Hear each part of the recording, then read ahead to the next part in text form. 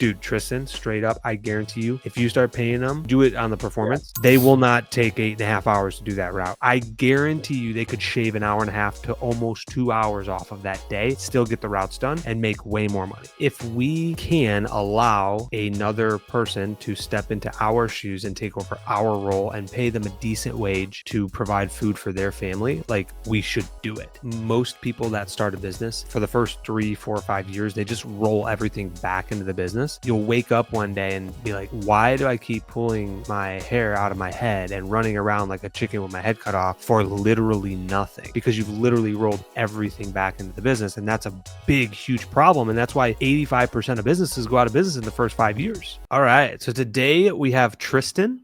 He's up there in Oklahoma, just north of me down here in Texas. So Tristan, thanks for jumping on with me. Thank you. Appreciate you taking the time to speak with me. So.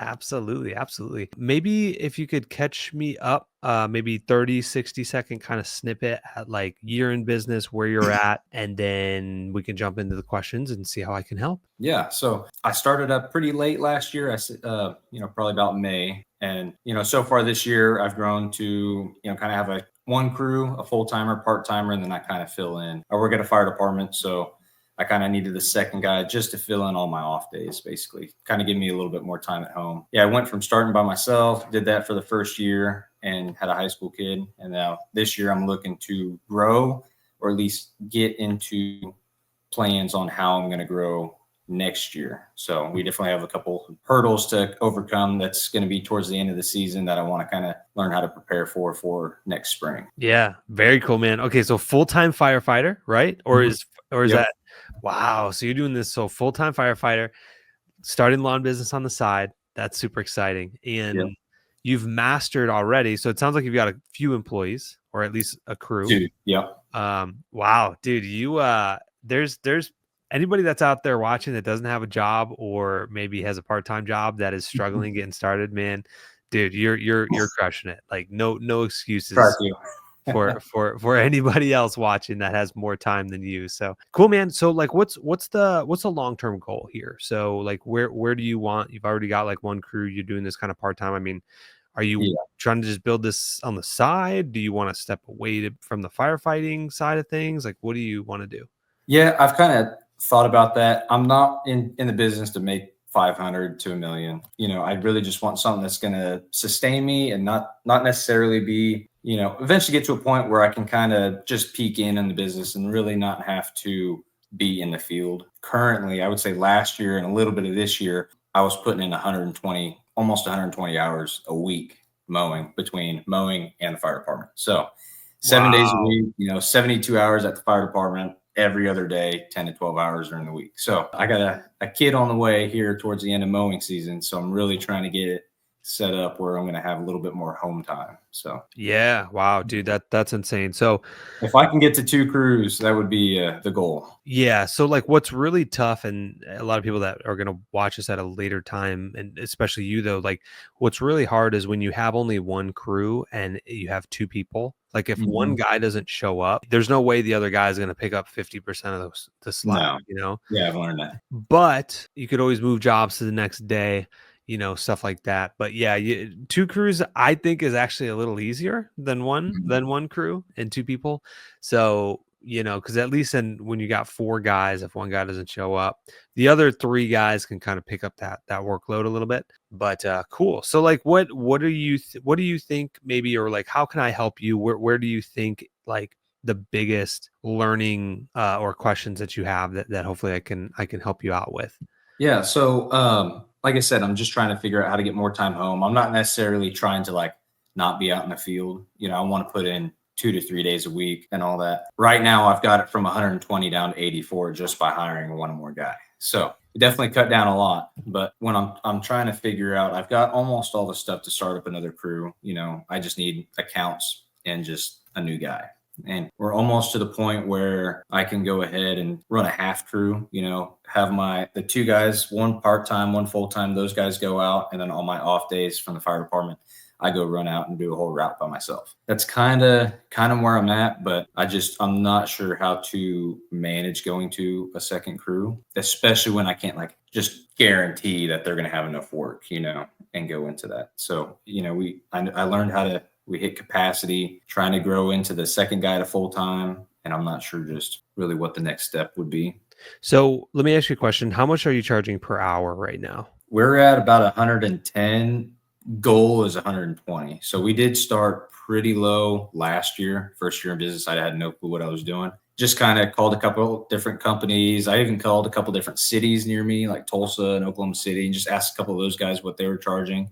And those guys were super cool about it and kind of helped me out. But up in here, I mean, 110, 120 is pretty feasible. So Is that for one guy or two? for one guy, Really? 1 hour on one property to make 110. So Wow. Okay. if I can, That's great. That's great pricing.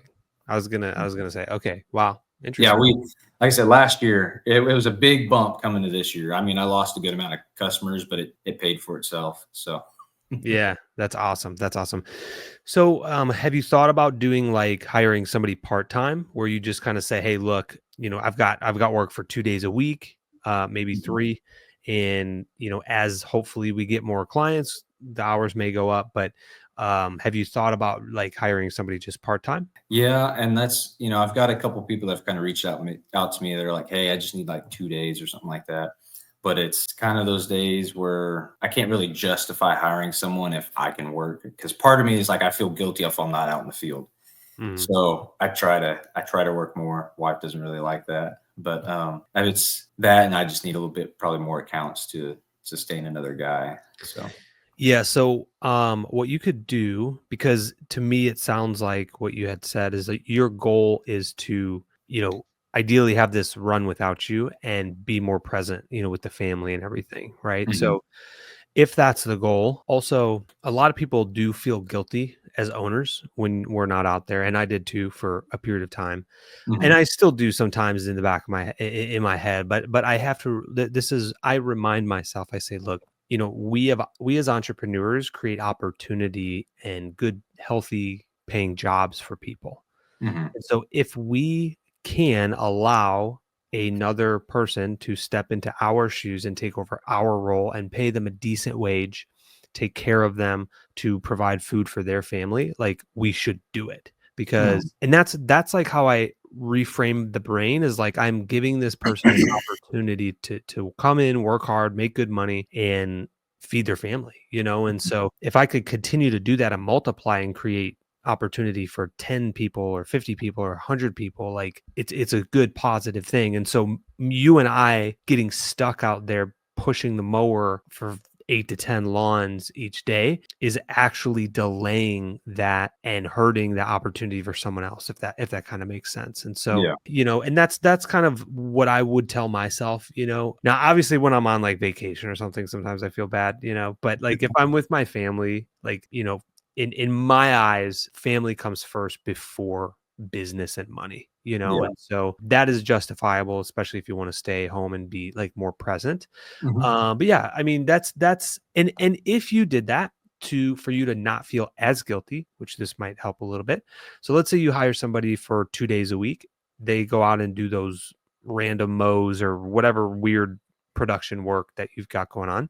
mhm, What you could do is that 1 or 2 days that you would be the guy pushing the mower, you could be like, "Okay, now my goal is to get this guy more work." And so instead of you doing, again, the actual work, you can actually, maybe do some door hangers, get on, build out the website a little bit, spend a couple hours in the evening, like doing that kind of sales stuff instead of being the one to push the mower, of yeah, what you're really actually more valuable at is as an entrepreneur creating jobs. And so mhm, that's how I would frame it in the brain. And that way you're focusing on more important tasks. And like, not to say that mowing is not important, but your goal is to employ people so that way you can be present at home. And so I'm not saying to not go out in the field, but each time that you do, your time is spent better elsewhere, mhm. especially if you're trying to grow this and add a second crew and things like that. Yeah.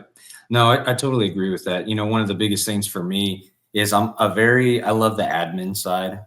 I have a family member that answers all my phone calls, kind of reaches out to customers, gets the scheduling and all that stuff. Mhm. I do a lot of the estimating, but yeah, no, it is kind of hard. Like I said, I could be advertising or working on all that admin stuff instead of staying up till 11 or 12 o'clock at night, trying to do all that stuff. So no, that makes sense. I just try to, and like I said, we just hired a new guy, so he's still learning. So I'm trying to be involved, but he's at the 2-week mark where he's getting pretty proficient. So yeah, and that's I mean, it's because you're a good leader. Mhm. You want to lead from the front. You want to be the guy out there, helping the crews load up and like showing them that you're right there with them in the fire. You know what I mean? Yeah, And that's sign that is a good leader. However, what got you to where you're at now is not what's going to get you to the next level. And that is like a really big point for a lot of people that get stuck in that, and where your constraint is you just don't have, I mean, you work a full-time job already. And so maybe you lean more into that admin side, but just over communicate with the crews. Like when they're out there, you can, if you get them in a group chat, hey guys, I'm working on routing and dispatching for, this week. Okay. All right, guys. Hey, I'm going to be working on the website tonight. I'm also going to go out, maybe do some door hangers, call some pending estimates. So like you're communicating to them like, guys, I may not be physically next to you in the truck or like out there with you pushing the mower, but like we're on the same team. Like I'm over Mhm. here doing admin stuff, emails, phone calls, if that's really where you excel. Yeah. No, I think that would help me a lot, And what's nice about also being in the department, I know a lot of other guys that are in the fire service, a lot of them have full-time jobs or businesses or stuff like that. So honestly, a whole lot of my time at the department and it's working on business. We have some downtime. So if we're not training and we're doing any stuff like that, we kind of get a break, then a lot of times I'm answering phone calls or, trying to get back, send estimates, measure stuff on Google Maps to get some stuff sent out. So I do a lot of the admin stuff also while I'm at the department there. So Nice. that helps a lot. So, Yeah. Very cool. one of my next questions, I talked about my future struggles that I'm going to have this year. So I try to be pretty generous with my employees, the guys that are working for me. They're super close, known them for years, at least one of them. So I really don't take, last year I didn't take too much home. This year, not quite as much either, because I'm really just investing. I don't really need that second source of income. So if I can just help grow it as fast as I can, that's kind of what my goal is. The issue that I'm going to have is my crew lead. He's a solid guy. I mean, every guy who'd probably listen to this would probably love to have this guy as a worker. I mean, business wouldn't run without him basically if I wasn't working. Mhm. But he's going to be leaving, and this new guy I hired, he's a starter, 20-year-old, hadn't really ever touched a weed eater or anything in his life. I'm kind of on the fence between just kind of shutting down in this winter, because last year getting through it was very hard. There was hardly any work. I did a few leaf removals, but it was like this grass dried up quick. The leaves took forever to fall. I'm wondering if I just need to hire some guy in the fall and just find some work a little bit throughout the winter to keep them going, or just kind of settle down and wait for spring and find a new guy during the spring to kind of take over everything. It's a good question. So there's a couple things that, I mean, what do you want? Do you want to like shut down in the winter, or do you want to try and keep people busy and make revenue and create an opportunity for them? I Because it is feel kind like, of a headache. yeah, Not a headache, but like it is involving work for you too. last year was a whole lot more getting involved trying to find work. It took way more time, obviously, than the spring rush. Especially, and like I said, I've got that constraint with having a kid come here in October, so right towards the end of our mowing season, and so I'd like to be home a little bit more and not have to really stress out about going out and get jobs. And if I don't have enough work, a lot of times I'm going to be the one that's going to have to go out there, Mm, help. right. Especially if I have this young guy who's a little less experienced, I'll have to be out there to kind of still teach him. Yeah. And what's good is like you have a little bit of time to kind of make that decision now to see Yeah. if you have that A player. Here's what I know. If you have a really, really good A player, like that guy that's leaving that you like vouched for him, like Mhm. anybody would want him on his team. If you get somebody like that or similar or close to it, it would probably be in your best interest to try to retain him through the winter. Mhm. And so what I have found in our business over the last 5 years is typically, and you're just north of us, probably not far, like a few hours, right? Yeah. So maybe we get like a dusting of snow a couple times in the winter. It's not like crazy, but what we do is we shift over everybody to winter services, Mhm. where instead of mowing, Are you familiar with winter services? Yeah. Yeah. Okay. So that's what we do. And then what I have found is the staff that I have in the summer, like right now, typically I need about a third of them in December, January, February. Mhm. Just, and with you at 2.5, it sounds like 2.5 right now. Yeah. I mean, if you cut that into a third, you're probably at maybe one, maybe one. Also, we go down to 4-day work weeks in the winter. We just tell them up front, it's slower. Like, guys, Yeah.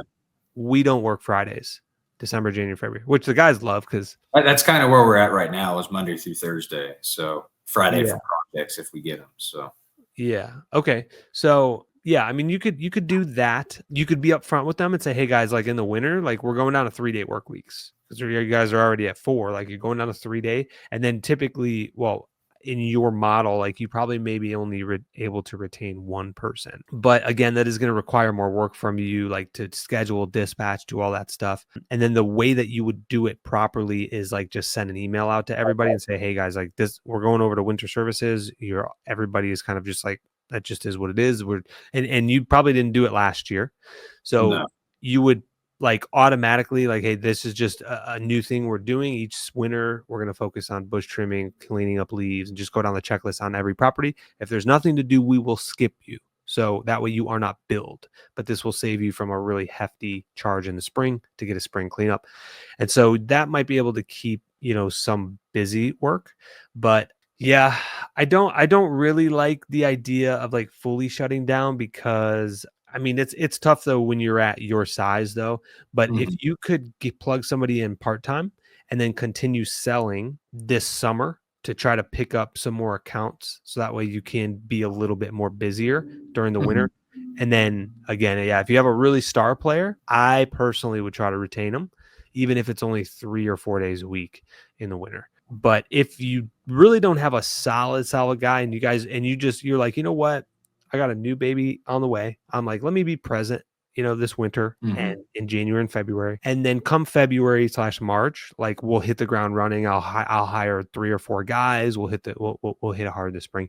That might be an option too. The good news is, like I said at the beginning, you have time to make that decision. So I would reassess that probably 3 or 4 months from now and then see which route kind of makes more sense. Yeah, I know that lead guy. He was going to leave here early, this summer, and I convinced him to stay till October. So, but Nice. he's got plans going on. So, Yeah. that'll be a little tough. But no, I'm just trying to figure out, if I do, we're getting towards the end of, everything's probably going to start slowing down in the next month, 2 months. So I'm kind of wondering, okay, do I just kind of coast this year and just build up this one solid crew and then next year start that second crew, or do I try and make that small step to just maybe if it's just like 2 days a week have a second crew going in, just like what are the mistakes people often do starting up a second crew, I guess. The mistakes.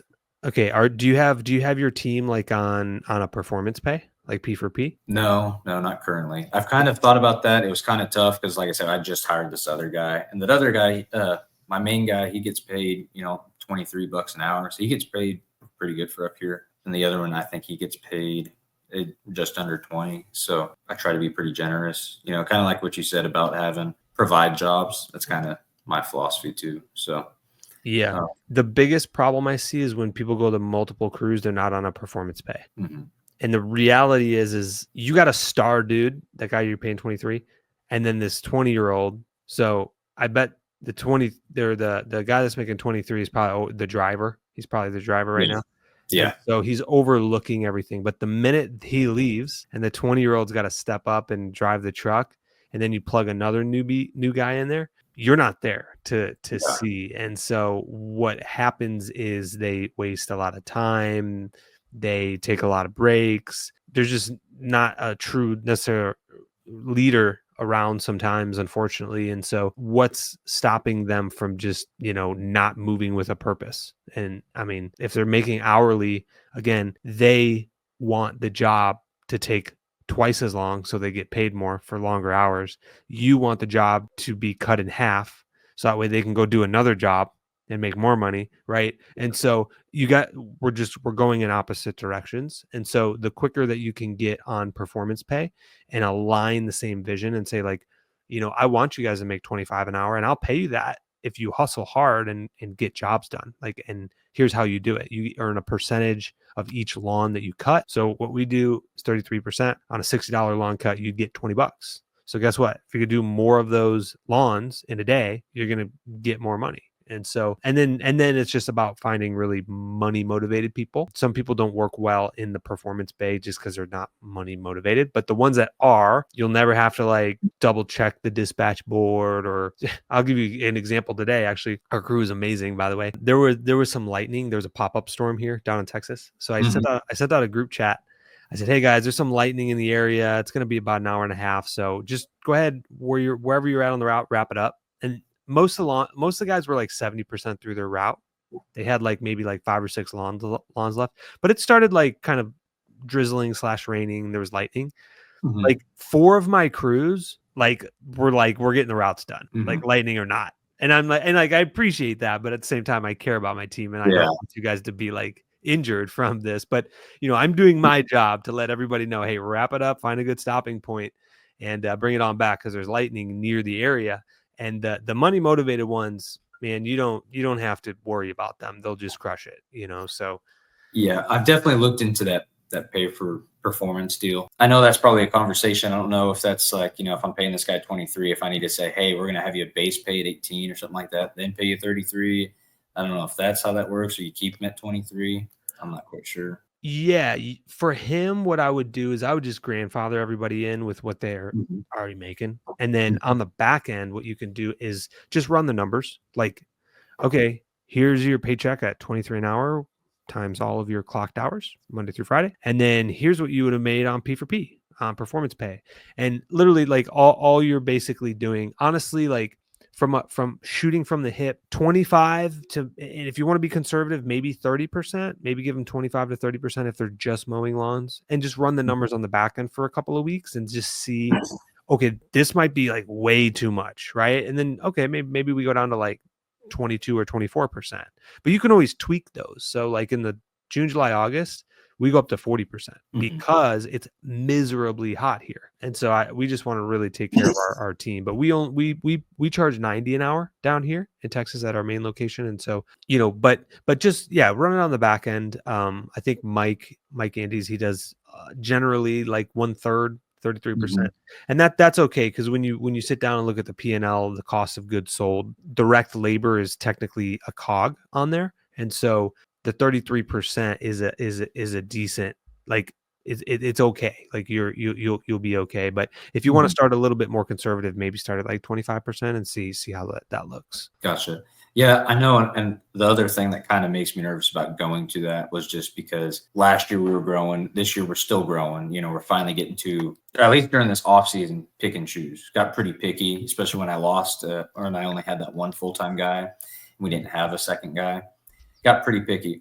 We hired a second guy for about a month, and he didn't work out because he had to go to he had to leave Oklahoma State, the university up here, and had to go somewhere else. So we got all these yards for him and then had to drop right back down. So we kind of had a staffing issue, and we used that kind of as an excuse to drop our lower non-profitable yards. And so that's kind of how we kind of focused on pricing with that. But I think our big thing that I'm still trying to figure out is like the route density. We've kind of narrowed it down to where it's like, okay, on Monday, we're going to do the north side of town, and, Tuesday, the south, and east, west, and kind of each day. I just don't want to cheat the guys because they still are driving a good amount. We're still in like probably a 6 to 7 mile radius, just because a lot of these yards are kind of, really nice yards are 3 miles west, and then everything else kind of center. It's a pretty big town, but I don't want to cheat the guys on their P4P if a lot of that time is spent driving and they're not on yards.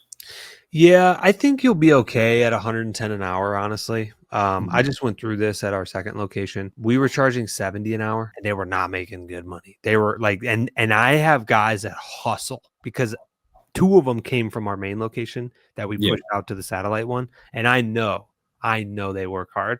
and they were only making like 19 an hour. And I'm like, there's something clearly the route done. And that's what they told me. Cause I went through it. I was like, all right, let's go down the list. Why are we like, is it efficiency? Is it training? Is it route density? Is it pricing? And we came to the conclusion that it was pricing. And so we increased our pricing up to 85 an hour. And now one of them's making 32 an hour. The other one's making 25 an hour. So it's like, and then I got another guy making 23 an hour. So it's like, okay, that fixed it. It was the pricing.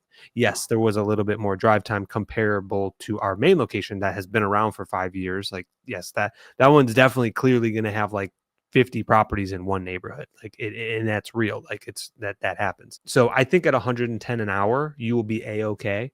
And that's why I'm even saying like, dude, I would run that a little conservatively to do like 25%. And then you would just give them that on the labor. Do you know budgeted hours on your jobs, or do you just go off of? Yeah.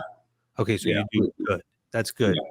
Now we use Jobber, and I wish they would put a function to be able to put that in there. I know you can do a custom field. Kind of what I do when I'm scheduling is anytime I create a job on there for the title, it'll say like, it'll have their name, it'll say weekly mowing, and then I'll put the budgeted hours on that after we do their first thing. So basically when I go to schedule or family goes to schedule, you know, if I look on, you know, a lot of people say 75% efficiency, you know, so in an 8-hour day, 6 hours should be on properties. I just try to add it up, and for those two guys, try to make it 12. Yeah. That way I know that they should fit in that. And so that's kind of a temporary solution to kind of help. Yeah, no, that's great. So let's run the numbers on that. So 6 times $110 an hour is what you're charging. That's 660. If you gave them 25%, that's $165 a day. So how many hours do they work a day generally? 7 or 8 hours? So a lot of the guys really, they don't like to take lunch. So, you know, I have to force them to take a lunch. I would say, you know, they clock in 7:30, can't start mowing until 8 because of our city ordinance. And, you know, they usually wrap up around 4:30. Okay, so 8, 9, 10, 11, 12, 1, 2, 3, 4, 5, 6, 7, 8. So we'll just call it 8.5 maybe times 23. So that's 195. So that's what that lead is making. So then maybe 6 times 110. Let's try 28% times 0.28. So 28% would get them 184. So that's close. Yeah. So like maybe you do 30, maybe you do 30%, and 110 times 6 budgeted hours times 0.3. That would be 198. I guarantee you, dude, Tristan, straight up, I guarantee you, if you start paying them, do it on the performance. They will not take 8.5 hours to do that route. I guarantee you they will not. Maybe not the first week or month, but once it clicks in their brain and you train them properly, like guys, if you move with a purpose and you get done, I guarantee you they could shave an hour and a half to almost 2 hours off of that day, still get the routes done and make way more money. And then at that point, they can do more lawns if they want. If you have ride-ons and stuff like that, and they have the stamina to do that, then you can. If you're like us, where we just have 21-inch push mowers, our guys are literally done at 12:30, 1 o'clock, and we start at 6:30. But they're done. They're rolling in at 1 o'clock. They got the whole rest of their day. They made 8.5 hours of work in 6, and they're off, and they get to go hang out and chill, do whatever they want to do. Yeah, so that'd be nice. Yeah. And then what that's going to do is this is the whole thing though. Like it's and then you can sell it to people. It's so much easier. Hey, because then they're not going to make 23 an hour the whole time. What's going to happen is they're going to make that $198 because that's what it is right there. 660 times 30%. But they're going to they're going to crank out the route in 6.5 hours because they're going to move and be like, oh, the quicker I move, I can get off early. And then all of a sudden, if it takes them 6.5 hours, they're making $30 an hour to mow lawns. And so now you can sell that opportunity for a job to people 10 times better and attract so much better talent and quality of a person because you can confidently say that you can make $30 an hour here. No, I think I've definitely looked at that, and it's something I really wanted to do. When it was just one other guy that lead, I didn't think you could really do that especially when I'm on the field. I don't really charge myself, I guess, pay myself hourly. Yeah. No, they're usually pretty good. I just, I know drive time, a lot of those guys are just trying to figure out route density. And throughout the year, I know we'll try to get to that point, but no, I'll have to look into doing that. Yeah. Well, yeah, dude, 100%. You can run that. You can run that stuff on the back end and just do it for 2 weeks. Like, okay, 30%, you just run the numbers on an Excel spreadsheet. Okay, how many budget hours did I do today? And you can get all the numbers. And then what you do is you present it to them and you say, okay, I will give you $23 base or whatever base they're at. It doesn't matter. Yeah. And an option, if you want to opt in, this is what it would be. So for the last week, you would have made an extra $200 or not. They might break even, but it's because they're on hourly right now and they're not moving like they normally will. If they know they're getting paid on performance and like getting more routes in a day, so. So how do you manage that? Say they do knock off, an hour and a half. Do you just leave them at that? Or do you be like, okay, they can handle more, but I don't want to force these guys, just keep going, add another hour and a half's worth of work or something like that, because I don't want them to get to the point where, okay, now we've got rain, we've had crazy rain the last 2 months and we're supposed to get some more. I don't want them to get to the point where, okay, now they're set. They've got however many budget hours. They usually have this route, down to a T. I add another hour and a half. Now we get some weather. And now that route is going to take them way longer and then would, reduce their P for P. Yeah. It's, I know that might be just when that happens, when we get rain. Yeah. So they're locked into their base. Yeah. They'll never make below 23 or whatever you were already paying them. So there's no loss for them. There's no, like, it's a win-win. They either, and I'm not saying that they drag their feet, but most hourly people don't work as hard as they can. And that's just the reality of it. And so if they realize that if they work harder, and that's all it is, the harder you work, the more you make.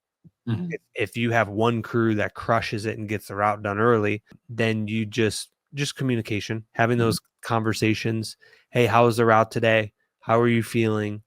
Do you want more jobs or are you good? Are you good with just getting off early? Because that some people, it's really physical, too much, a lot physical for them. And so, you don't want to burn them out either, but just constant conversations. And once you do it a lot, you'll realize 5.5, 6 budget hours is 90% of people. That's good. That they're good with that. You'll have 10% of people like your A players that can crank out 8, 9 budget hours by themselves, which is awesome because they almost do 1.5 times workload of a 2-man team.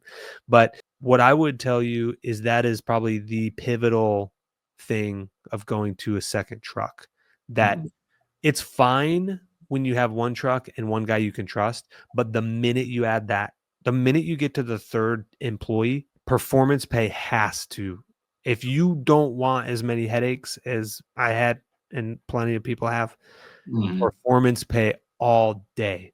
Yeah. Performance pay all day.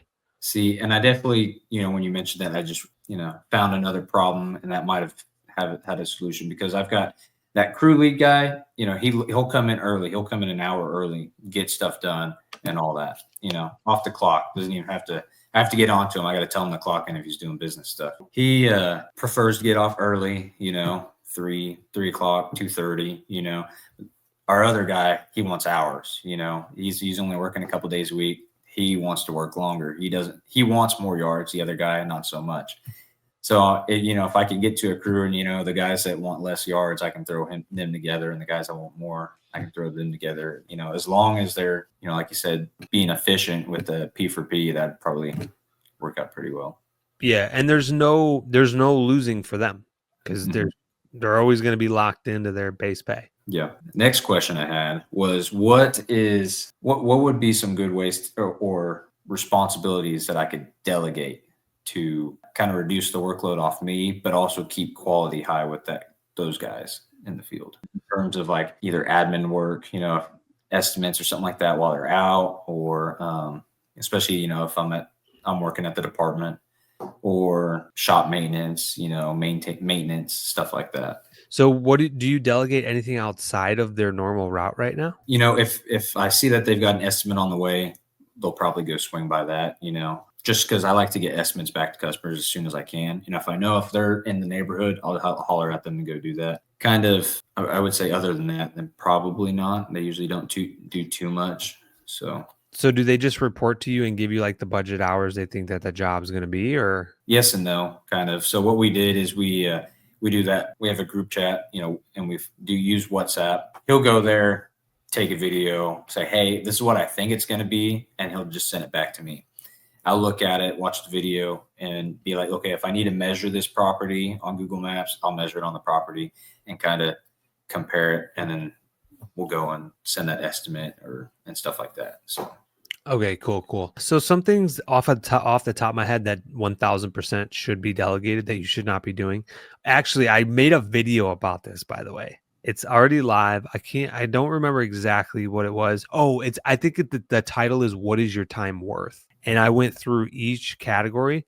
I have like an $18 an hour category list, and then like a $25 an hour, and then like probably like 35, and then like 50 plus. But off the top of my head, for sure, maintenance, like sharpening the blades, ideally running equipment back and forth if possible. I would definitely recommend delegating that stuff. Oil changes for sure. Yeah, I mean, outside of that, it's really interesting though that you have them semi doing the estimate, but It's very rare, but yeah.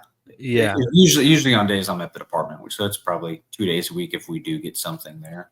So. Yeah, but that's cool because you can kind of build on that. If there's a lot of estimates coming in, you can kind of have somebody kind of do that. But yeah, I mean, I don't know if I've never really had a field member start do like admin stuff outside of like I've had them like take pictures of receipts for me. Because like, I mean, that is a very tedious task, and we just keep the receipts. And then at the end of the year, I'm like, there's a stack of them, and I'm like, okay, I need you to scan these on my phone, But yeah, stuff like that. I typically the field team members are more blue collar, so they don't really like office work, and vice versa. If you have somebody that enjoys office work, they don't like typically going out in the field. But yeah, I would say just maybe oil changes on the trucks too, like running that back and forth. You can maybe have them do that as well. Okay. Yeah, I was just, it's something that I can see as, downtime. I know it's kind of busy work for them. I just don't want them to be. We ran into a few issues this year. We start going early in the morning. 7:30. They're checking tires on trucks, tires on mowers, checking the oil and all that every single day. And then on Fridays, typically when we did work Monday through Friday, it was our weekly maintenance day. So that's when they would wash the truck. If the oil needed change, they do that. We got to a point where they were kind of getting tired of that because it would interrupt their day. They'd find something wrong, and so then that mower would have to be out of service or something like that. And then up here, it takes forever for any dealer around you to care. Basically, take an hour and a half and away, and you might get it back within a week, maybe 2 weeks, more than likely. But I know they just want to get out and mow. And when I take their precious mower away from them, and they got to push mow, they're not too happy about it, and it just kind of ruins their day. And I don't know if that's something where, okay, if they can be more efficient working, and I have to go and do all the oil changes and blades and scraping, but also to me that feels takes a lot from me to have to do that. Yeah, you hit the nail on the head, because once you start paying them performance pay, they realize like they don't want to make base pay running around doing errands. They would rather be out there producing, making 30 an hour. And so you hit it right on the head, because our GM typically lately has been the one that's kind of doing the running around, but that's okay. There's different seasons and there's different times that people will do things. One that I didn't actually mention was training. So that would be something that you could delegate. A lot of people make it this big ordeal about like being the one out there, like, oh, I got to train the new guys. And it's like, look, as long as you have an employee that is a model employee that you want to duplicate, they can be your trainer, and you give them a little bit of a pay bump that day. So what we do is we give $6 per budgeted hour completed. Why? Because we're, again, aligning production. I don't care about clocked hours. $6 additional on performance per budget hour completed. And so they're able to get a $50 and $60 bonus when they're cranking out 11, 12 budget hours a day with the new guy. And then what we do is, because this is not rocket science. Like, people make this big ordeal. Like, we're just mowing lawns. Like, mow, weed eat, edge, and blow, right? But what we do is we break down the training to where it's like we just do one piece of equipment per day. And so that person just gets like maybe on the first property or two, the trainer's there kind of showing him how to do it and like da da da. And then the next like 15 properties, he's like doing it. And then they're pretty efficient by the end of the day. Yeah, that's probably what I'll have to do is split it up to each day handle one thing, because I know I just want to reduce downtime, especially all in one day. Because if they get a late start, then they're getting off at 6 p.m. and they hate that. So Yeah. But yeah, no, that definitely makes sense. So yeah, when you put them on performance pay, dude, I'm telling you, they won't be out there till 6 p.m. They'll be wrapping it up every day at like 2:30. I'm telling you, man, like it's crazy. Once they get it, sometimes yeah. it takes a few weeks for it to click. Like, oh, but then what we do is P4P scorecards. So every day, especially for the new team, just the new guys, that we'll sit down and be like, okay, this is what you made on base. This is what you made on P4P. You got a $40 bonus today because you worked hard. You know what I mean? And Yeah. kind of show, like, literally every day we give them that feedback the minute they walk on the door at the end of the route. Okay, let's pull up the numbers. What time did you clock in today? What time did you clock out? Okay, there's your clocked hours. How many budget hours did you do? Let's pull up and then we just give them that feedback like immediately for 2 straight weeks. And they see, oh, when I work hard, I make like a $50 bonus today. And then when I drag my feet because it's Monday, I only make like a $20 bonus. And then the minute after that, dude, you don't have to micromanage them anymore. Yeah, I mean, those guys are usually pretty motivated. I know we do an attendance bonus, the training bonus, if they get their name in a review bonus, all that kind of stuff. So I think that'll probably just be the top of the cake right there. So cool. So awesome. Well, what else do you need help with? Like, what do you have anything else? I've got maybe like 5 or 10 more minutes left. If you need it, man, that answered most of it. I know it was just kind of the schedule stuff and just trying to be home more.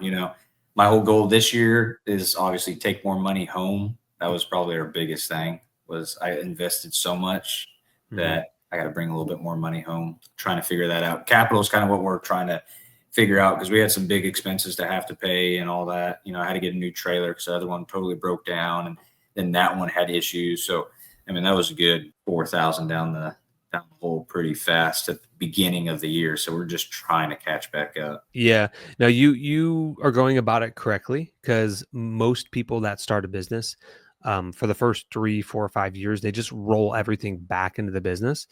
And I mean, how energy draining and mental and the headaches and the calls and trailers breaking down, the trucks breaking down, the customers upset, and you're getting one side. Like, there's so many things that happen. And what happens is, literally after years, you'll wake up one day and be like, why do I keep pulling my hair out of my head and running around like a chicken with my head cut off for literally nothing to show for it over the last 2, 3, 4, 5 years? Because you've literally rolled everything back into the business. And that's a big, huge problem. And that's why 85% of businesses go out of business in the first 5 years. Yeah. And that was, that you said that, it's kind of how I have been feeling. Cause I'm like, man, I'd love to start a new crew, but growth sucks cash. So I'm kind of like, okay, well, I've already, I would say, done the profit mode for this one crew, and everything else. I'm just trying to figure out when the right time is. I know probably just hold off and build up capital. So, well, kind of where I was kind of teeing that up to. So is I think you should take money out of the business. Like, you should 100%. You should take money out, at the very least, what your time is doing. So for example, if you're spending, let's say, 4 hours a day on Tuesday and 4 hours a day on Thursday, that's 8 hours a week that you're spending towards the business because you work a full-time business. Yeah. Like, at the very least, you would probably pay somebody $20 an hour at least to route, dispatch, do estimates, do what you do. So at the very, very, very least, right? 8 times 20, like, we need to be paying ourselves, and you do your numbers. Like, you figure out how many hours you're putting in, what you feel like you would pay somebody a fair wage. It doesn't need to be super high, but don't lowball it either. And so that way you do feel like you're making some money for your time, because if not, it's a very scary place to get to that point and look back and be like, what do I got to show for it? And so, I'm not opposed to you rolling everything kind of back into the business, but at the very least, are you paying yourself currently now for the hours that you're working as like a salary? No, Okay. no, I do an owner's draw, but it's mainly to, if I got a mower payment or something like that, then that's probably what I'll do. Yeah.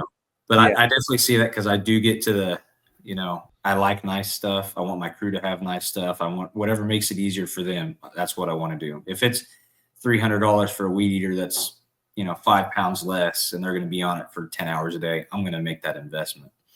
So I do find myself probably spending more money on business expenses, supplies, and equipment, trying to make it easier for them. I know they could probably do with a heavier weed eater, but it's kind of, do I sacrifice bringing money myself, or do I put it back into the business? So I think that's okay. You can do that. And it, again, shows that you care. So you're like me. I really, really care about my team. And I was the same in the beginning. Like I wanted the lightest one, because I know how it feels to be out there. And I'm not opposed to that. Just also think through it. Hey, how often are we going to use this piece of equipment?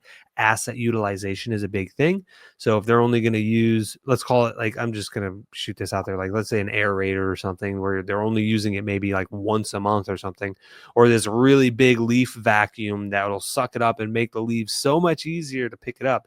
But it literally sits in the garage or the shop 9 months out of the year and like not be used. Like that doesn't financially make sense. As long as they're using it 5 days a week, I'm good with it. You want the better mower, you want the better weed eater, blower, you guys can have it, for sure. So sweet. Cool, man. Awesome. Cool, man. Awesome. Yeah, dude, you're crushing it. I think the biggest things is definitely, I think the part-time helper is a good thing. That way you can focus on more sales, maybe sending out upsell emails like through Jobber and stuff like that. Like if you're not doing that already, that's a whole piece of it in itself. Getting estimates on the schedule once a month. Let's send out a blast email, stuff like that. Do door hangers when you're out there doing estimates. But don't feel bad if you're not there. I think just over communicating to the crews that you are the scheduler and the dispatcher 5 days a week, obviously, because I don't think they're doing that. And then obviously you do estimates. And I think just clearly communicating that, also implementing performance pay 1,000%. If you're going to go to 3 people, even if the third one's a part-timer, must. That's a must. Like I will never pay. And I let me backtrack a little bit, because I paid hourly for I think 2 seasons for 24 months. I will never pay anybody just hourly or salary again. There will always be an incentive tied to it for what I want, and for you, it's production and stuff like that. But yeah, man, you're crushing it, dude. The fact that you're working a full-time job and you got this business growing on the side, amazing. Yeah, I appreciate it. This goal this year is about 150, 175. Like I said, it's kind of part-time with those 2 people. Last year, just by myself, it was 38, and we started really, really late. So dude, and I'm telling you, like this week, like I'm going through. You can rewatch this. It'll be up on the channel here in a couple weeks, probably. Go through these checkpoints. Start paying yourself for real. Like, dude, even if it's a couple $100 a week, that's $800 a month. And if you want to round up to 1,000 a month to at least make it somewhat worth your time doing stuff, like that money is going to you and your family for the work you're putting in. Your family deserves that. Your wife deserves that. Your children deserve that. $1,000 a week for the little bit of admin time that you're doing on the side. And you might think, oh, I'm taking away from the business. But I'm telling you, you'll wake up 12, 24 months from now and be like, why am I doing what I'm doing? At least start to pull some off and be like, well, at least I'm making some money doing this. Okay, let me keep going. Yeah. It's a mindset thing for sure. Yeah. I think that'll help. So make my wife happy, at least. Exactly. All right, man. Cool.